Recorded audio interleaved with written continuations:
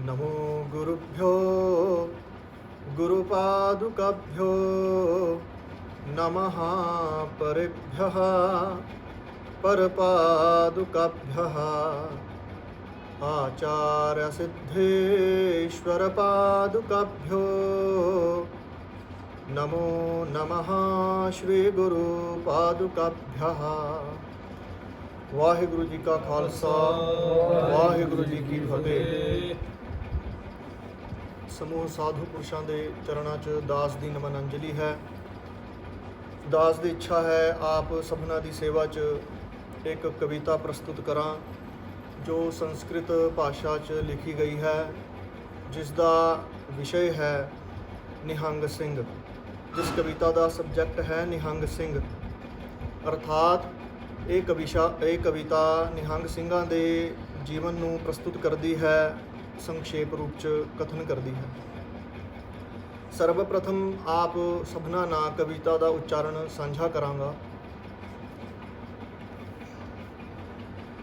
गोविंद सिंहे मनोवृत्तयो हि ज्ञानेन भक्त्या यवनान्तके च दशमं पठन्ति सहर्षशिष्टा ग्रंथं सुछंदो विविध प्रयुक्तम् अश्वं प्ररूढाः पुरुजित्स्वनेकैः शस्त्रैश्च शस्त्रैः परिवृत्तवीराः कोदण्डधारी युयुत्सुर्हसन्तो रिमूलहन्त्रे सुधीरप्रवीराः कथयन्त्यकालं रजवृत्तिकाः सात्विकास्तत्त्ववित्सु च समरे चण्डीं च शक्तिं च भगवतीं च शक्तिमतो जाञ्च भेदां भजन्ते दक्षविदग्धाश्च रणनीतिज्ञा दह्यन्ते येनातिरथेन हन्त्रा ते प्रलयकाल कृपीटयोनिः काष्ठारये च हृदयविदाराः येषां नराचा च पञ्चेषु कामस् याहन्ति बुद्धौ रिपुनां स्थितस्य असिपुत्रिकाश्च सुमेखलायां कुठारपरशु कुन्ताश्च कोशे पिञ्जालनाति करपालिकाभिर्हन्ति प्रभयदे युद्धे पृथिव्यां सुवार्वाणावच्छिन्नसिंहा निहंगधन्व्यो विजयन्ते लोके सुवार्वाणावच्छिन्नसिंहा निहंगधन्व्यो विजयन्ते लोके। साध संगत जी, इस तो अगली भूमिका है अर्थबोध भूमिका, क्योंकि जो अर्थ है वो शब्द की आत्मा है और आत्मबोध तो बिना जो शब्द की महत्वता है, शब्द की दिव्यता है, वो मन बुद्धि हृदय च पूर्णतया प्रकट नहीं हुंदी, स्फुरित नहीं हुंदी। और वो जो शब्द की अर्थ रूप आत्मा है उसके दो प्रकार बन जाते हैं अगे, सामान्य अर्थ रूप आत्मा और विशेष अर्थ रूप आत्मा। सामान्य अर्थ रूप आत्मा नूं ग्रंथकार सामान्य लक्षण कथन करते हैं और विशेष अर्थ रूप आत्मा नूं ग्रंथकार विशेष लक्षण कथन करते हैं। तो जो विशेष अर्थ रूप आत्मा है अर्थात विशेष लक्षण है, वो सामान्य अर्थ रूप आत्मा अर्थात सामान्य लक्षण के अधीन है। तो नियम है विशेष लक्षणम सामान्य लक्षणाधीनम वर्तते, अतएव सामान्य लक्षणम प्रथमम वक्तव्यम। ये नियम का अर्थ ये है कि जो विशेष अर्थ है वो सामान्य अर्थ के अधीन हुंदा है। तो जब तक सामान्य अर्थ का बोध नहीं है तां तक विशेष अर्थ का ज्ञान करना असंभव है, नितांत असंभव है। तो ये गल सिद्ध होंदी है कि अर्थ रूप आत्मा का बोध होना अत्यंत आवश्यक है, शब्दार्थ बोध होना अत्यंत आवश्यक है। ਸ਼ਬਦਾਰਥ ਦਾ ਜੋ ਆਕਾਰ ਹੈ ਉਸ ਦੀ ਜੋ ਵਿਉਤਪੱਤੀ ਹੈ ਉਹ ਗ੍ਰੰਥਕਾਰ ਕਥਨ ਕਰਦੇ ਹਨ ਸ਼ਬਦਜन्य ਪ੍ਰਤੀਤੀ ਵਿਸ਼ਯਤਵਮ ਸ਼ਬਦਾਰਥਤਵਮ। ਸ਼ਬਦਾਰਥ ਕਹੋ ਜਾਂ ਪਦਾਰਥ ਕਹੋ ਇੱਕ ਹੀ ਗੱਲ ਹੈ, ਪਰਿਆਇਵਾਚੀ ਸ਼ਬਦ ਹਨ। ਪਦਜन्य ਪ੍ਰਤੀਤੀ ਵਿਸ਼ਯਤਵਮ ਸ਼ਬਦਜन्य ਪ੍ਰਤੀਤੀ ਵਿਸ਼ਯਤਵਮ ਸ਼ਬਦਾਰਥਤਵਮ। ਇਸ ਦਾ ਅਭਿਪਰਾय ਕੀ ਹੈ? ਕਿਸੇ ਵਿਅਕਤੀ ਨੇ ਸ਼ਬਦ ਬੋਲਿਆ ਹਸਤੀ ਜਾਂ ਗਜਰ ਜਾਂ ਸ਼ੇਰ, ਤਦਜन्य ਉਸ ਤੋਂ ਪੈਦਾ ਹੋਏਗੀ ਪ੍ਰਤੀਤੀ ਮਨ 'ਚ। ਕਿਸੇ ਨੇ ਸ਼ੇਰ ਬੋਲਿਆ ਜਾਂ ਮੰਨ ਲਓ ਕਿਸੇ ਨੇ ਹਾਥੀ ਸ਼ਬਦ ਦਾ ਉਚਾਰਨ ਕੀਤਾ ਤਾਂ ਹਾਥੀ ਸ਼ਬਦ ਦਾ ਉਚਾਰਨ ਕਰਦਿਆਂ ਮਨ 'ਚ ਵਿਸਫੋਟ ਹੋਏਗਾ। ਉਹ ਵਿਸਫੋਟ ਹੈ ਪ੍ਰਤੀਤੀ। ਉਹ ਪ੍ਰਤੀਤੀ ਕਿਹੜੀ? ਵਿਸ਼ਾਲ ਕਾਏ, ਇੱਕ ਜਾਨਵਰ, ਇੱਕ ਲੰਬੀ ਸੂੰਡ, ਦੋ ਦੰਦ, ਇੱਕ ਪੂੰਛ, ਐਸੀ ਪ੍ਰਤੀਤੀ ਹੋਈ। ਉਸ ਪ੍ਰਤੀਤੀ ਦਾ ਵਿਸ਼ੇ ਕੌਣ ਹੈ? ਹਾਥੀ।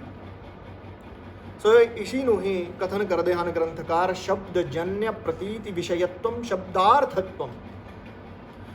ਤੋ ਸ਼ਬਦਾਰਥ ਬੋਧ ਅਤਿਅੰਤ ਆਵਸ਼ਕ ਹੈ, ਇਹ ਗੱਲ ਸਿੱਧ ਹੁੰਦੀ ਹੈ। ਤਾਂ ਔਰ ਉਹ ਵੀ ਸ਼ਬਦਾਰਥ ਬੋਧ ਸਾਮਾन्य ਸ਼ਬਦਾਰਥ ਬੋਧ ਪ੍ਰਥਮ ਹੋਣਾ ਚਾਹੀਦਾ, ਤਾਂ ਵਿਸ਼ੇਸ਼ ਸ਼ਬਦਾਰਥ ਬੋਧ ਹੋਵੇਗਾ। तो इस प्रकार जो विशेष अर्थ रूप बोध है वो ਆਪਾਂ ਕਵਿਤਾ ਚੋਂ ਕਵਿਤਾ ਦੇ ਮਾਧਿਅਮ ਨਾਲ ਸਾਂਝਾ ਕਰਾਂਗੇ। ਔਰ ਜੋ ਸਾਮਾन्य अर्थ बोध है वो ਆਪਾਂ ਕਵਿਤਾ ਦਾ ਜੋ ਸ਼ੀਰਸ਼ਕ ਹੈ, ਜੋ ਟਾਈਟਲ ਹੈ ਨਿਹੰਗ ਸਿੰਘ, ਇਸ ਸ਼ਬਦ ਦੇ ਦੁਆਰਾ ਸਾਂਝਾ ਕਰਾਂਗੇ।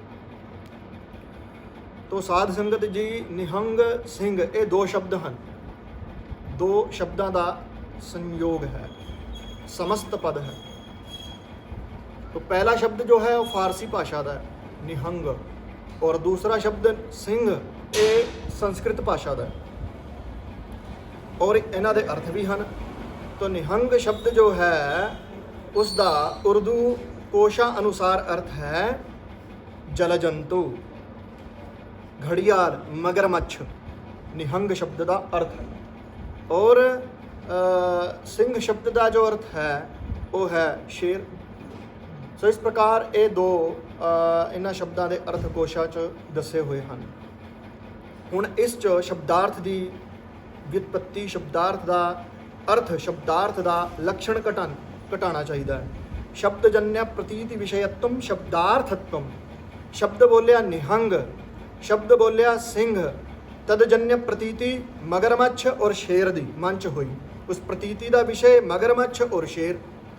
ਤਾਂ ਇਹ ਸ਼ਬਦਾਂ ਦਾ ਸ਼ਬਦ ਬੋਲ ਕਰਕੇ ਕੀ ਸਾਨੂੰ ਅਰਥ ਬੋਧ ਹੋ ਰਿਹਾ? ਇੱਕ ਮਗਰਮੱਛ ਔਰ ਇੱਕ ਸ਼ੇਰ ਦਾ। ਇਹ ਤਾਂ ਗੜਬੜ ਆ ਗਿਆ ਮਾਮਲਾ। ਇਹ ਤਾਂ ਸਾਡਾ ਲਕਸ਼ ਹੀ ਨਹੀਂ ਹੈ। ਆਪਾਂ ਤਾਂ ਇਸ ਵਿਅਕਤੀ ਵਿਸ਼ੇਸ਼ ਦੀ ਗੱਲ ਕਰਨੀ ਹੈ ਨਿਹੰਗ ਸਿੰਘ ਦੇ ਸ਼ਬਦ ਦੇ ਦੁਆਰਾ, ਸੰਪਰਦਾਇ ਵਿਸ਼ੇਸ਼ ਦੀ ਗੱਲ ਕਰਨੀ ਹੈ ਨਿਹੰਗ ਸਿੰਘ ਸ਼ਬਦ ਦੇ ਦੁਆਰਾ। ਸਾਨੂੰ ਬੋਧ ਹੋ ਰਿਹਾ ਜਾਨਵਰਾਂ ਦਾ। ਇਹ ਤਾਂ ਗੜਬੜ ਆ ਗਿਆ ਮਾਮਲਾ। ਸੋ ਇਸ ਪ੍ਰਕਾਰ ਇਹਦੇ ਵਿੱਚ ਆਪਾਂ ਲਕਸ਼ਿਤ ਲਕਸ਼ਣਾ ਕਰਕੇ जो है इसका बोध व्यक्ति विशेष च सानू प्रतीत होवेगा, सानू ज्ञात होवेगा, संप्रदाय विशेष च सानू ज्ञात होवेगा। वो लक्षित लक्षणा की विचार असी अगे करांगे। हुण इस जो मगरमच्छ और सिंह च रहन वाली जो शक्ति है उसकी विचार करनी है, क्योंकि वो शक्ति किसी व्यक्ति च है।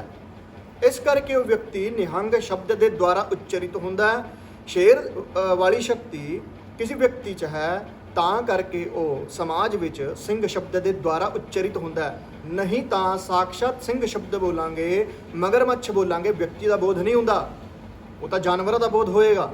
तो इस प्रकार इस च लक्षित लक्षणा है। सो उसका जो लक्षित लक्षणा की विचार है वो आप अगे सांझी करांगे। तो हुण मगरमच्छ निष्ठ जो शक्ति और सिंह निष्ठ जो शक्ति है उसकी विचार करनी है। तो किसी पदार्थ नूं देखण दे दो नियम हैं, सामान्य नियम और अपवाद नियम। सामान्य नियम आपां सामान्य नियम के द्वारा मगरमच्छ निष्ठ शक्ति और सिंह निष्ठ शक्ति दृष्टिगोचर करांगे, उन्हां दा आपां बोध करांगे, उसकी विचार साझी करांगे। तो मगरमच्छ की सामान्य शक्ति उसके जबाड़ियां च है, उसकी दाड़ां च है, उसकी जाड़ां च है। और यदि वो जल च है, तालाब च है, तो उसके जबाड़ियां की शक्ति होर वध जाती है, उसकी वृद्धि हो जाती है। और ਜਿਹੜਾ ਵੀ ਉਸ ਜਬਾੜਿਆਂ ਦੇ ਕਬਜ਼ੇ 'ਚ ਆ ਗਿਆ, ਉਸ ਜਬਾੜਿਆਂ ਦੇ ਵਸ਼ 'ਚ ਆ ਗਿਆ, ਉਸ ਦਾ ਬਚਣਾ ਔਖਾ ਹੈ, ਉਹ ਤਾਂ ਗਿਆ। ਸੋ ਇਸ ਪ੍ਰਕਾਰ ਉਸ ਦੀ ਜੋ ਸਾਮਾन्य ਸ਼ਕਤੀ ਹੈ, ਸਾਮਾन्य ਨਿਯਮ ਇਹ ਹੈ ਕਿ ਉਸ ਦੀ ਸ਼ਕਤੀ ਉਸ ਦੇ ਜਬਾੜਿਆਂ 'ਚ ਹੈ। ਔਰ ਦੂਸਰੀ ਦ੍ਰਿਸ਼ਟੀ ਆਪਾਂ ਦੇਖੀਏ ਤਾਂ ਉਸ ਦਾ ਉੱਪਰਲਾ ਹਿੱਸਾ ਵੀ ਕਠੋਰ ਹੈ, ਖੁਰਦਰਾ ਹੈ, ਔਰ ਉਸ 'ਚ ਹੋਰ ਵੀ ਸ਼ਕਤੀ ਹੈ। ਸੋ ਇਸ ਪ੍ਰਕਾਰ ਇਹ ਸ਼ਕਤੀ ਦਾ ਵਰਣਨ ਯੋਗੀਰਾਜ ਭਰਤਰੀਹਰੀ ਸਵਰਚਿਤ ਗ੍ਰੰਥ ਨੀਤੀ ਸ਼ਤਕ 'ਚ ਵੀ ਕਥਨ ਕਰਦੇ ਹਨ। ਉੱਥੇ ਇੱਕ ਪ੍ਰਸੰਗ ਉਹਨਾਂ ਨੇ ਕਥਨ ਕੀਤਾ ਹੈ ਕਿ ਸਾਰੇ ਅਸੰਭਵ ਕੰਮ ਸੰਭਵ ਕੀਤੇ ਜਾ ਸਕਦੇ ਹਨ, ਲੇਕਿਨ ਮੂਰਖ ਦੇ ਚਿੱਤ ਨੂੰ ਮਨਾਣਾ ਰੂਪ ਜੋ ਅਸੰਭਵ ਕਾਰਜ ਹੈ ਉਹ ਸੰਭਵ ਨਹੀਂ ਹੋ ਸਕਦਾ, ਬਾਕੀ ਸਾਰੇ ਅਸੰਭਵ ਕਾਜ ਸੰਭਵ ਕੀਤੇ ਜਾ ਸਕਦੇ ਨੇ। ਅਤਿਸ਼ਯੋਕਤੀ ਅਲੰਕਾਰ ਨਾਲ ਕਥਨ ਕਰਦੇ ਹਨ, ਪ੍ਰਸਹਯ ਮੁਨੀ ਮੁद्धरेन ਮਕਰ ਵਕ੍ਰ ਦੰਸ਼ਟ੍ਰਾਂਤਰਾਤ ਸਮੁद्रमपि ਸੰਤरेत प्रचल दुर्मिमाला कुलम भुजंगमपि कोपितम शिरसि पुष्पवत् धारये न तु प्रतिनिविष्टम मूर्ख जन चित्तम माराधये। अर्थात सर्वप्रथम उदाहरण ਉਹ ਮਗਰਮੱਛ ਦਾ ਹੀ ਦਿੰਦੇ ਹਨ ਕਿ ਮਗਰਮੱਛ ਕਿਸੇ ਵਿਅਕਤੀ ਨੇ ਕਥਨ ਕੀਤਾ ਕਿ ਮੈਨੂੰ ਚਾਹੀਦੀ ਹੈ ਮਣੀ, ਅਮੁੱਲਿਆ ਮਣੀ ਮੈਨੂੰ ਚਾਹੀਦੀ ਹੈ, ਤਾਂ ਉਹਦੇ ਮਿੱਤਰ ਨੇ ਉਹਨੂੰ ਕਥਨ ਕੀਤਾ ਕਿ ਜਾ ਤਲਾਬ 'ਚ ਜਾ और तालाब 'ਚ डुबकी लगा और फिर ਉੱਥੇ ਮਗਰਮੱਛ ਕੋ ਜਾ, ਮਗਰਮੱਛ ਦਾ ਮੁਖ ਖੋਲ, ਉਸ ਦੇ ਮੁਖ ਦੇ ਅੰਦਰ ਹੱਥ ਪਾ, ਜਬਾੜਿਆਂ ਦੇ ਕੋਲ ਹੱਥ ਲੈ ਜਾ, ਫਿਰ ਉਸ ਦੀ ਜਿਹਵਾ ਨੂੰ ਚੱਕ ਕਰਕੇ ਜਾੜ ਦੇ ਅੰਦਰਲੇ ਪਾਸੇ ਮਣੀ ਕੱਢ ਲਿਆ। ਇਹ ਅਸੰਭਵ ਗੱਲ ਹੈ, ਜਿਹੜਾ ਜਾਏਗਾ ਉਹ ਤਾਂ ਗਿਆ, ਉਹ ਯਮਲੋਕ ਗਿਆ, ਉਸ ਦਾ ਪ੍ਰਾਣਾਂਤ ਨਿਸ਼ਚਿਤ ਹੈ, ਪਰੰਤੂ ਕਹਿੰਦੇ ਅਸੰਭਵ ਕਾਰਜ ਸੰਭਵ ਹੋ ਸਕਦਾ ਹੈ। ਇਸ ਤੋਂ ਅਰਥ ਕੀ ਨਿਕਲਿਆ ਕਿ ਮਗਰਮੱਛ ਦੀ ਸ਼ਕਤੀ ਉਸ ਦੇ ਜਬਾੜਿਆਂ, ਉਸ ਦੀ ਦਾੜਾਂ 'ਚ ਹੈ, ਇਹੀ ਅਰਥ ਦੀ ਪ੍ਰਤੀਤੀ ਹੁੰਦੀ ਹੈ। ਸੋ ਇਸ ਪ੍ਰਕਾਰ ਹੁਣ ਇसी ਸ਼ਕਤੀ ਨੂੰ ਵਿਅਕਤੀਨਿਸ਼ਠ ਕਰਨਾ ਹੈ, ਔਰ ਇਹ ਸ਼ਕਤੀ ਵਿਅਕਤੀਨਿਸ਼ਠ ਤਾਂ ਹੋਏਗੀ ਜਦ ਗੁਰੂ ਦੀ ਕਿਰਪਾ ਹੋਵੇ। ਗੁਰੂ ਕਿਰਪਾ ਦੇ ਦੁਆਰਾ ਹੀ ਸ਼ਕਤੀ ਵਿਅਕਤੀਨਿਸ਼ਠ ਹੁੰਦੀ ਹੈ, अन्यथा नहीं। इसी करके वो जब गुरु प्रदत्त शक्ति किसी व्यक्ति च आ गई, मगरमच्छ वाली जो शक्ति है, अर्थात जिस दे कब्जे च कोई यदि ਉਹਦਾ वैरी आ जाए, शत्रु आ जाए, दुश्मन आ जाए, ਉਹਦਾ बचना औखा है, ਉਹੀ शक्ति किसी व्यक्ति च आ गई और व्यक्ति निहंग शब्द के द्वारा उच्चरित होगा इस लोक च, और वो शक्ति गुरु प्रदत्त है, स्वयं एव नहीं आती। हुण देखो अर्थात की निकलिया, ऐसा व्यक्ति जिस दे हत्थां दे वश यदि उसका शत्रु आ गया, जिस दी कृपाण दे वश कोई शत्रु आ गया, जिस दी कटार दे वशीभूत कोई शत्रु हो गया, और जिस दे भुजबल दे वश कोई शत्रु हो गया, उसका बचना औखा है, क्योंकि वो व्यक्ति निहंग है, वो व्यक्ति मगरमच्छ है, वो व्यक्ति मगरमच्छ निष्ठ शक्ति वाला है। ये अर्थ दी बोध हो गया, ये अर्थ का बोध हो गया। और हुण सिंह जो शेर है, तदगत शक्ति की है। देखो सिंह सारे जानवरों नालों वीर जानवर है और जंगल का राजा, ये सारे जानते हैं, सामान्य नियम है। उसके सामने एक हाथी, दो हाथी, तीन हाथी, चार हाथी, 5 हाथी, 10 हाथी, हाथियों का झुंड आ जाए, सामान्य नियम ये देखा जाता है कि उन्होंने भिड़ जाता है, डरदा नहीं। सामान्य नियम की गल करदा, अपवाद कोटि की गल नहीं कर रहा। सो वो झुंडा दे नाल टकराण की हिम्मत रखता है, उस वीर क्योंकि वो वीर रस परिपूर्ण है, वीरता है, उस निवास करती है। सो ऐसा व्यक्ति जिस विच शेर की शक्ति निवास कर रही है गुरु की दिती हुई, वो व्यक्ति सिंह पद के द्वारा उच्चरित होएगा। सो दोनों उदाहरणों का, दोनों गल्लां दा उदाहरण सानू कौन मिलते हैं? भाई बचित्र सिंह जी महाराज, उन्हां दी नागणी दे वश कौन सी? मदमस्त हाथी, और वो स्वयं वीर भी हैं, टकरा गए हाथी ना, मदमस्त हाथी ना टकरा गए।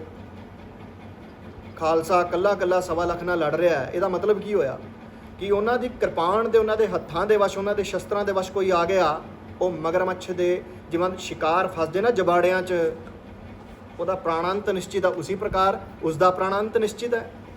और वो फिर लखां दे नाल जूझण दी कला रखदा है, शक्ति रखदा है, तो इस करके वो सिंह भी है। तो निहंग शब्द और सिंह शब्द का ये स्थूल दृष्टि अनुसार अर्थ है। हुण सूक्ष्म दृष्टि अनुसार इसका अर्थ आपां साझा करांगे। और सूक्ष्म दृष्टि अनुसार जो अर्थ है वो शास्त्रीय ਦ੍ਰਿਸ਼ਟੀ ਅਨੁਸਾਰ ਆਪਾਂ ਸਾਂਝਾ ਕਰਾਂਗੇ। ਸੋ ਸਾਧ ਸੰਗਤ ਜੀ, ਸਿੰਘ ਸ਼ਬਦ ਵਿੱਚ ਕੋਈ ਆਪੱਤੀ ਨਹੀਂ ਹੈ ਕਿ ਇਹ ਸੰਸਕ੍ਰਿਤ ਦਾ ਸ਼ਬਦ ਹੈ। ਨਿਹੰਗ ਸ਼ਬਦ ਸੰਸਕ੍ਰਿਤ ਵਿੱਚ ਵੀ ਨਿਸ਼ਪੰਨ ਹੋ ਜਾਵੇਗਾ। मैंने संस्कृत भाषा ਵਿੱਚ ਵੀ ਨਿਹੰਗ ਸ਼ਬਦ ਬਣ ਜਾਏਗਾ, ਕੋਈ ਆਪੱਤੀ ਨਹੀਂ। ਦੂਸਰੀ ਗੱਲ, ਸੰਸਕ੍ਰਿਤ ਭਾਸ਼ਾ 'ਚ ਕਿੱਦਾਂ ਬਣੇਗਾ? ਪ੍ਰਸ਼ਨ ਪੈਦਾ ਹੁੰਦਾ ਮਨ 'ਚ। ਵਿਆਕਰਣ ਦੇ ਅਨੁਸਾਰ। ਵਿਆਕਰਣ ਮੈਨੇ ਗ੍ਰਾਮਰ। ਕਿਹੜੀ ਵਿਆਕਰਣ? ਸੰਸਕ੍ਰਿਤ ਵਿਆਕਰਣ। ਉਸ ਦੀ ਕਲਾ ਅਨੁਸਾਰ, ਕਿਉਂਕਿ ਵਿਆਕਰਣ ਭਗਵਤੀ ਦਾ ਰੂਪ ਹੈ, ਸ਼ਕਤੀ ਦਾ ਰੂਪ ਹੈ। ਉਹ ਸਿੱਧ ਕਰ ਦੇਗੀ ਨਿਹੰਗ ਸ਼ਬਦ ਨੂੰ ਸੰਸਕ੍ਰਿਤ ਭਾਸ਼ਾ 'ਚ। धातु और प्रत्यय ਦੀ कल्पना करके ये शब्द निहंग संस्कृत भाषा च निष्पन्न हो जाएगा। धातु और प्रकृति की कल्पना करके, धातु मैंने प्रकृति और प्रकृति तो परे जो प्रत्यय उसकी कल्पना करके निहंग शब्द संस्कृत भाषा च निष्पन्न हो जाएगा। सो इस प्रकार उसकी विचार बाद चो करांगे। सो ये शब्द यदि देखा जाए तो आप्त वक्ता द्वारा उच्चरित है। आप्त वक्ता का अर्थ की है? यथार्थ वक्ता। यथार्थ वक्ता का अर्थ की है? यथा भूत अबाधितार्थ उपदेष्टा इति आप्त वक्ता। जो संशय और भ्रम तो रहित किसी पदार्थ का, किसी ज्ञान का व्याख्यान करे, ਉਹੀ ਹੈ ਆਪਤ ਵਕਤਾ। ਸੋ ਸ਼੍ਰੀ ਗੁਰੂ ਗੋਬਿੰਦ ਸਿੰਘ ਮਹਾਰਾਜ ਦੇ ਮੁਖਾਰਬਿੰਦ ਤੋਂ ਨਿਹੰਗ ਸ਼ਬਦ ਉਚਰਿਤ ਹੋਇਆ ਤਾਂ ਸ਼੍ਰੀ ਗੁਰੂ ਗੋਬਿੰਦ ਸਿੰਘ ਮਹਾਰਾਜ ਆਪਤ ਵਕਤਾ ਨੇ। ਇਸ ਕਰਕੇ ਇਹ ਸ਼ਬਦ ਸਿੱਧ ਹੈ, ਕੋਈ ਆਪੱਤੀ ਨਹੀਂ। ਇਸ 'ਚ ਧਾਤੂ ਔਰ ਪ੍ਰत्यय ਦੀ ਕਲਪਨਾ ਕਰਨ ਦੀ आवश्यकता ਨਹੀਂ ਹੈ, ਕਿਉਂਕਿ ਆਪਤ ਵਕਤਾ ਦੁਆਰਾ ਉਚਰਿਤ ਹੋ ਗਿਆ। ਆਪਤ ਵਕਤਾ ਦਾ ਲੱਛਣ ਗ੍ਰੰਥਾਂਤਰ ਵਿੱਚ ਵੀ ਸਾਨੂੰ ਪ੍ਰਾਪਤ ਹੁੰਦਾ ਹੈ। ਉਸ ਗ੍ਰੰਥ ਦੇ ਰਾਈਟਰ ਲੇਖਕ ਹਨ ਨਾਗੇਸ਼ ਭੱਟ। श्री नागेश भट्ट आचार्य हैं। इन्हों के ग्रंथ शास्त्री और आचार्य कक्षा च पढ़ाए जाते हैं। उच्च कोटि के ग्रंथों के निर्माता हैं नागेश भट्ट जी। वो अपने ग्रंथ परम लघु मंजूषा च चरक संहिता जो आयुर्वेद का ग्रंथ है उसका भाष्य लिखा है शेषनाग के अवतार महर्षि पतंजलि जी ने। उन्होंने आप्तवक्ता का लक्षण उत्थे लिखा। उन्होंने ਉਹ ਲੱਛਣ ਨੂੰ ਆਪਣੇ ਗ੍ਰੰਥ ਵਿੱਚ ਅੰਕਿਤ ਕੀਤਾ ਹੈ, ਉद्धृत ਕੀਤਾ ਹੈ। ਉਹ ਲਿਖਦੇ ਹਨ, ਆਪਤੋ ਨਾਮ ਅਨੁਭਵੇਨ ਵਸਤੂ ਤत्त्वस्य ਕਾਰਤਸਨੇਨ ਨਿਸ਼ਚਯਵਾਨ ਰਾਗਾਦਿ ਪਸ਼ਾਦਪि ਨਾਨਯਥਾਵਾਦੀ ਯਹ ਸ ਇति ਚਰਕੇ ਪਤੰਜਲਿ। ਉਹ ਲਿਖਦੇ ਹਨ ਕਿ ਆप्तवक्ता कौन है? ਕਹਿੰਦੇ जो अपने अनुभव के द्वारा किसी वस्तु के सार को संपूर्ण प्रकार से निश्चय कर व्याख्यान करता हो, और यदि वह व्यक्ति राग के वशीभूत हो, द्वेष के वशीभूत हो, तब पर भी वह अन्यथावादी मैंने यथार्थ ज्ञान तो भिन्न कोई ज्ञान व्याख्यान ना करे, वही है आप्त वक्ता। और आप्त वक्ता की वाणी शास्त्रीय दृष्टि तो परे होंदी है। तो शास्त्रीय दृष्टि तो परी हो गई, क्योंकि आप्त वक्ता की वाणी की है? मंत्रां दा मूल। गुरोर वाक्यम मंत्र मूलम। गुरोर वाक्यम मंत्रा का मूल है गुरु का वाक्य। गुरु ने कोई वाक्य बोलिया जा सिखा वस्तु चक के उत्थे रख दे, ये भी मंत्र है। ये सामान्य गल नहीं होती, क्योंकि गुरु के मुख च निकली है। वो कोई भी गल बोले जा उन्होंने मार दे, उत्थे बैठ जा, बाणी पढ़, तपस्या कर, वो सारे मंत्रा का मूल ही है। क्योंकि मंत्र मूलम, मंत्रा का मूल की है? गुरोर वाक्यम। गुरु का वाक्य मंत्रा का मूल है। गुरु जो बोले वही मंत्र है, गुरु जो दसे वही ध्यान है, गुरु जो तानू कारज करन नू कहे वही साधना है, गुरु जो तानू कारज कहे वही तुहाडा लक्ष्य है। वो कारज सिद्ध कर दो, तानू तुहाडे आत्म पद की प्राप्ति हुंदी है गुरु की गल मनन च। सो इस प्रकार आप्त वक्ता कौन हुंदा है? ऋषि। और ऋषि के वचनां नू की कहिंदे हन? आर्ष वचनम। ऋषेर वचनम आर्ष वचनम। तो आर्ष वचन होने करके व्याकरण और शास्त्रीय दृष्टि तो परे हो गया निहंग शब्द। अर्थात कल्पना नहीं करनी पेगी भी किहड़ी भाषा च बनाइए, ये मेरे कहने का अभिप्राय है। तो इस प्रकार ये आप्तवक्ता मन करके भी निहंग शब्द संस्कृत भाषा च निष्पन्न हो सकता है। और यदि ये नियम भी ना मनो, यदि तो कोई गल नहीं है, आपत्ति नहीं है, परंतु शास्त्रीय दृष्टि ना यदि देखोगे ਤਾਂ ਇਹ ਨਿਹੰਗ ਸ਼ਬਦ ਜੋ ਹੈ ਸੰਸਕ੍ਰਿਤ ਭਾਸ਼ਾ 'ਚ ਵੀ ਬਣ ਜਾਏਗਾ, ਜੋ ਪਹਿਲੇ ਮੈਂ ਆਪ ਜੀ ਨਾਲ ਗੱਲ ਸਾਂਝੀ ਕਰ ਚੁੱਕਿਆ। ਕਿੱਦਾਂ ਨਿਹੰਗ ਸ਼ਬਦ ਦੇ ਵਿੱਚ 3 ਸ਼ਬਦ ਹਨ, ਨੀ ਹਨ ਗਹ। ਨੀ ਹਨ ਗਹ। ਨੀ ਸ਼ਬਦ ਜੋ ਹੈ ਉਹ ਹੈ ਉਪਸਰਗ, ਉਹਨੂੰ ਵੱਖਰਾ ਕਰ ਦਿਓ, ਉਸ ਦਾ ਅਰਥ ਹੈ ਨਿਸ਼ਚੈ। ਯद्यपि ਉਸਦੇ ਹੋਰ ਵੀ ਅਰਥ ਹਨ, ਪਰੰਤੂ ਇਸ ਪ੍ਰਕਰਣ 'ਚ ਉਹਦਾ ਅਰਥ ਹੈ ਨਿਸ਼ਚੈ, ਉਸ ਨੂੰ ਵੱਖਰਾ ਕਰ ਦਿਓ। ਔਰ ਅੱਗੇ ਆ ਗਿਆ ਹਨ, ਔਰ ਤੀਸਰਾ ਸ਼ਬਦ ਜੋ ਹੈ ਗਹ। ਹੁਣ ਸੰਸਕ੍ਰਿਤ ਇਸ ਨੂੰ ਆਪਾਂ ਇੱਕ ਸ਼ਲੋਕ ਅਨੁਸਾਰ ਇਸ ਦਾ ਅਰਥ ਆਪਾਂ ਜਾਣਾਂਗੇ। स्मृतं हननात् गमनात् निहंग इति कथ्यते शत्रून् घनन्ति शस्त्रैश्च गमयति तान् नन्तके। मैंने हनन करने के कारण हन बना, गमन करने के कारण गह बना, और तीनों के जोड़ से मैंने नी शब्द ਨੂੰ ਵੀ ਜੋੜ ਦਾਂਗੇ ਤਾਂ ਬਣ ਜਾਏਗਾ ਨਿਹੰਗ ਸ਼ਬਦ। ਇਹਦਾ ਅਰਥ ਕੀ ਹੋਇਆ? ਜੋ ਸ਼ਤਰੂਆਂ ਨੂੰ ਸ਼ਸਤਰਾਂ ਦੇ ਦੁਆਰਾ ਮਾਰ ਕਰਕੇ ਯਮਲੋਕ ਭੇਜੇ, ਉਹ ਹੈ ਨਿਹੰਗ। ਕਿਉਂਕਿ ਹੰਤੀ ਇਤੀ ਹਨ ਔਰ ਗਮਯਤੀ ਇਤੀ ਗਹ। ਦੋ ਪ੍ਰਕਾਰ ਦੇ ਕਰਤਾ ਹੁੰਦੇ ਨੇ, ਇੱਕ ਮੁੱਖ ਕਰਤਾ, ਇੱਕ ਪ੍ਰਯੋਜਕ ਕਰਤਾ। ਤਾਂ ਇੱਥੇ ਪ੍ਰਯੋਜਕ ਕਰਤਾ ਆਪਾਂ ਅਰਥ ਲੈਣਾ। ਪ੍ਰਯੋਜਕ ਕਰਤਾ ਦਾ ਅਰਥ ਹੁੰਦਾ ਹੈ ਕਿ ਜੋ ਕਿਸੇ ਤੋਂ ਕੰਮ ਕਰਵਾਵੇ, ਕਿਸੇ ਨੂੰ ਭੇਜੇ, ਆਪ ਨਾ ਜਾਵੇ। ਤਾਂ ਗਮਯਤੀ ਮੈਨੇ ਭੇਜਦਾ ਹੈ, ਕਿੱਥੇ ਭੇਜਦਾ ਹੈ? ਯਮਲੋਕੇ। ਕਿਹਨਾਂ ਨੂੰ ਭੇਜਦਾ ਹੈ? ਸ਼ਤਰੂਆਂ ਨੂੰ। ਕਦੋਂ? ਸ਼ਸਤਰਾਂ ਦੇ ਦੁਆਰਾ ਕੱਟ ਕੇ। ਹਨ ਧਾਤੂ ਦਾ ਅਰਥ ਹੋ ਗਿਆ ਹਿੰਸਾ ਕਰਨਾ। ਹੁਣ ਇੱਥੇ ਪ੍ਰਸ਼ਨ ਉਤਪੰਨ ਹੁੰਦਾ, ਕਿਆ ਖਾਲਸਾ ਹਿੰਸਾ ਕਰਦਾ ਹੈ? ਹਿੰਸਾ ਤਾਂ ਵਰਜਿਤ ਹੈ ਸ਼ਾਸਤਰ ਅਨੁਸਾਰ, ਅਹਿੰਸਾ ਪਰਮੋ ਧਰਮः। परंतु धर्म हिंसा अहिंसा एवं, धार्मिक हिंसा अहिंसा ही है। नहीं तो सारे देश गुलाम हो जाने सन। अपने देश की रक्षा सारे करते हैं, तो रक्षा दे विच मारना भी पैंदा है, तो फिर वो भी हिंसा करने लग गए तो उन्होंने मुक्ति किमें होगी? मुक्ति असंभव हो जाएगी। तो धार्मिक हिंसा मैंने धर्म को बचाने वास्ते की गई हिंसा अहिंसा ही है। इस करके खालसे की हिंसा अहिंसा ही है, ये तात्पर्य निकलिया। तो हंति इति हन और गमयति इति गह।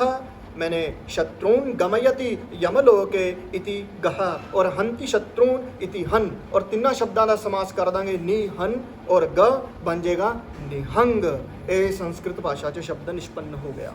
न दा जो न च परिणत हो जाता न, क्योंकि पर न तो अगे की है ग, ग दे स्वरणी किहड़े ने? क ख ग घ ङ, और न ङ च बदल जाएगा, बन जाएगा निहंग। और दूसरा जो शब्द है वो है सिंह। हुण सिंह शब्द भी साध संगत जी ये तो वास्तव च ये है तो संस्कृत का ही है, परंतु फिर भी इस धातु और प्रत्यय की कल्पना करके इसका अर्थ करांगे। शीं बंधने एक धातु है जिसका अर्थ है बंधन करना, और हन धातु का अर्थ आप जी को दसता है नाश करना, हिंसा करना। तब बंधन कौन करता है? अज्ञान, भ्रम। और कैसा है? अनिर्वचनीय, जो ना सत है ना असत है। मैंने यदि सत कहोगे तब नाश नहीं होना चाहिए, और यदि कहोगे कि नहीं है तब प्रतीत नहीं होना चाहिए। तो मैंने जो सत और असत तो वखरा ही कोई अनिर्वचनीय पदार्थ है जो वाणी का विषय नहीं, वो है अज्ञान। अज्ञान ही समस्त संसार को पैदा करता है। स्वाद मोह रस बेध्यो अज्ञान रचेओ संसार।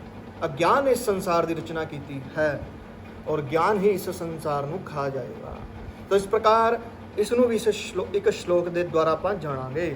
सिनोति स्मृतम अज्ञानम भ्रमो निर्वचनीयकम हंति च कथ्यते ज्ञानम तस्मात् सिंहो निगद्यते।